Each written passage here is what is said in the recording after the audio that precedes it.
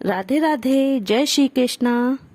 दोस्तों, आज के वीडियो में आपको बैसाख महीने का महत्व, विधि और बैसाख का महीना हिंदू कैलेंडर के अनुसार कब से प्रारंभ होगा तथा इसमें कौन से भगवान की पूजा करनी चाहिए तथा बैसाख के महीने का धार्मिक दृष्टि से क्या महत्व है, मैं बताने वाली हूँ। तो आप वीडियो के अंत तक बने रहें। हिंदू पंचांग के अनुसार 7 अप्रैल से बैसाख के महीने की शुरुआत होगी। व्रत और त्योहार की दृष्टि से बैसाख महीने का विशेष महत्व है। इस महीने में भगवान विष्णु की पूजा करने का विशेष महत्व है।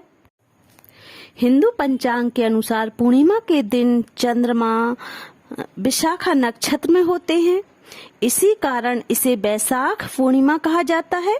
विशाखा नक्षत्र के स्वामी गुरु बृहस्पति हैं और देवता इंद्र माने जाते हैं। इसलिए इस पूरे मास में भगवान विष्णु के साथ चंद्रदेव की भी पूजा की जाती है। इसके साथ ही स्नान, दान और व्रत से पुण्य की प्राप्ति होती है।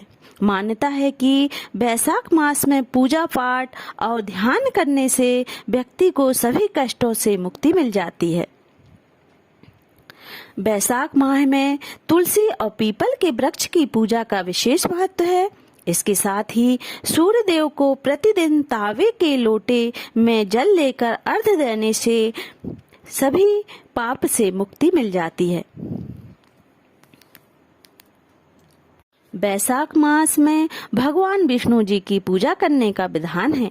इसी कारण इस मास को माधव मास भी कहा जाता है। इसलिए इस मास भगवान विष्णु की तुलसी पात्र से माधव रूप की पूजा की जाती है तथा बैसाख के महीने के कुल 30 अध्याय हैं, जो कि मैं पहले अध्याय की कथा कहने वाली हूँ। तो कथा इस प्रकार है। पहला अध्याय। सूत जी बोले, ब्रह्मा के पुत्र श्री नारद जी से जब राजा अम्बरीश ने पूछा कि हे ब्राह्मण, मैंने सुना है कि बैसाख मास सब मासों से उत्तम है, सो कृपया आप बैसाख मास का महत्व विस्तार पूर्वक मुझको सुनाइए। यह मास भगवान को अधिक प्यारा है। इस मास में क्या दान करना चाहिए, उसका क्या फल है, इस मास में कौन से कर्म करने योग्य है और उनको करने से कौन से देवता प्रसन्न होते हैं, भगवान विष्णु को कौन से कार्य और कौन से दान प्रिय हैं और उनके फल व उद्देश्य भी कृपया विस्तार पूर्वक कहिए। भगवान का पूजन कैसे और किन वस्तुओं से करना चाहिए। नारद जी बोले, हे राजन, सब मासों का वृत्तांत भगवान ने श्री लक्ष्मी जी से कहा था और मुझको ब्रह्मा जी ने सुनाया था। यह मास विद्याओं में वेद विद्या, मंत्रों में प्रणव,